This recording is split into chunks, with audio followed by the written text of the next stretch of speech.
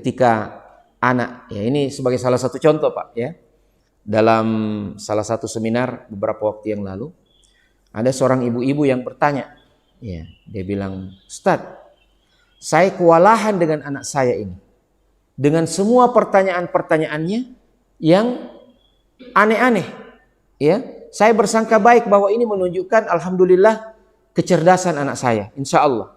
Tetapi saya bingung menghadapi pertanyaan-pertanyaannya yang aneh-aneh. Iya. Kadangkala dia bertanya sesuatu yang ya saya tidak bisa menjawabnya. Dia pernah bertanya anaknya begini. Iya. Ibu, itu kenapa ikan ada di laut? Kenapa itu kura-kura di darat? Iya. Saya harus bilang apa? Iya. Nah, satu ketika saya punya anak berkata begini, ya, anaknya bilang begini, ya, Ibu,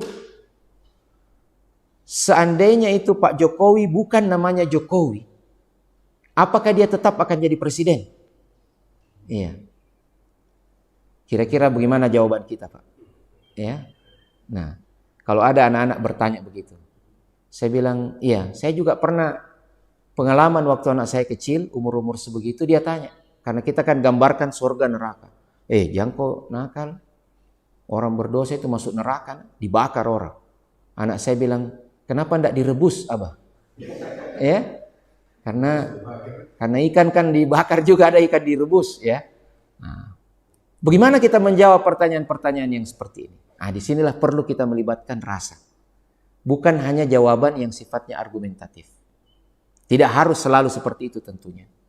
Tetapi kadangkala ketika kita membaca Quran dan mencoba menangkap inspirasi Quran, jadi pertanyaan itu jawabannya bukan hanya apa yang ditanyakan, bukan hanya harus berujung pada apa yang ditanyakan, tetapi kita harus tahu siapa yang bertanya, dan kita memberi jawaban bukan apa yang ditanyakan, tetapi apa yang dibutuhkan. Apa yang dibutuhkan oleh orang yang bertanya. Begitu inspirasi yang kita dapatkan dalam Al-Quran. Allah Subhanahu wa Ta'ala berkisah tentang Nabi Muhammad SAW yang ditanya oleh orang-orang Quraisy tentang perubahan bentuk bulan. Yas'alunaka anil ahillah. Mereka, para orang-orang Quraisy itu bertanya kepadamu, wahai Muhammad, tentang ahillah, bulan-bulan. Maksudnya, kenapa itu bulan berubah-ubah? Dari garis yang sangat halus berubah menjadi kayak sabit, kemudian dia sedikit demi sedikit menggumpal menjadi gumpalan yang tidak bundar, lonjong-lonjong, ya.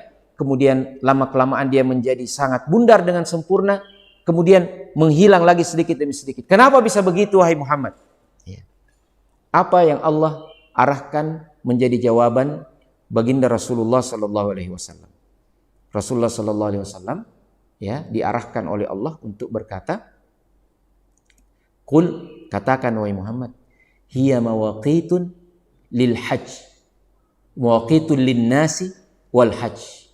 Katakan wahai Muhammad, berubah-ubah bulan itu, ya, saya tidak perlu jelaskan kenapanya kepada kalian, tapi itu adalah tanda. Yang penting kalian tahu itu adalah tanda waktu bagi manusia, sehingga kalian tahu kapan bisa menunaikan ibadah haji dengan pergantian bulan demi bulan dari waktu ke waktu.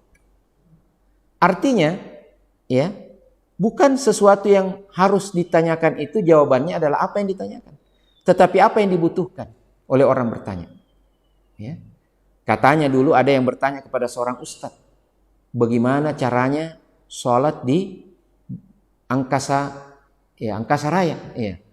Dia bilang itu, Ustadz, kalau kau sudah pasti mau pergi, ya, pergi ke angkasa, ya, angkasa luar, ya, satu hari sebelumnya datang, baru saya ajarkan kau caranya salat di sana. Ya. Nah, artinya ini anekdot, ya, bahwa apa yang ditanyakan tidak harus itu yang kita jawabkan, tetapi apa yang dibutuhkan oleh penanya. Ketika anak-anak kita bertanya seperti itu, mungkin kita tidak bisa mengarang-arang, Pak. Mungkin satu ketika kita bisa menjelaskan barangkali, tapi tingkatan umur anak itu belum bisa menerima penjelasan kita yang panjang lebar. Barangkali apa motivasinya dia bertanya? Salah satu motivasi anak-anak bertanya, selain rasa ingin tahu yang sangat besar, kadangkala dia mau mengekspresikan dirinya. Ya, ini pengalaman kemarin cucu saya, ya, 2 orang, ya, dan memang karena berdekatan umurnya, saingan berat, ya, 2 orang ini. Dia bertanya, padahal dia sudah tahu, hanya untuk menunjukkan eksistensinya daripada saudaranya yang lain. Dia bilang, Umi, ya, ini di mana ditempatkan ini barang-barang Umi, ya, susu ini di mana disimpan? Ya, dia bilang uminya. Sambil dia bertanya, matanya itu melirik ke adiknya begini, ya. Nah, langsung uminya bilang, kok kan sudah tahu? Bilang, oh iya, mau disimpan di bagasi mobil toh? Ya. Langsung adiknya cemburu berat, pencemburu berat, dan dia pancing adiknya untuk bertanya begitu, hanya untuk menunjukkan bahwa, saya lebih tahu dari kau. Iya.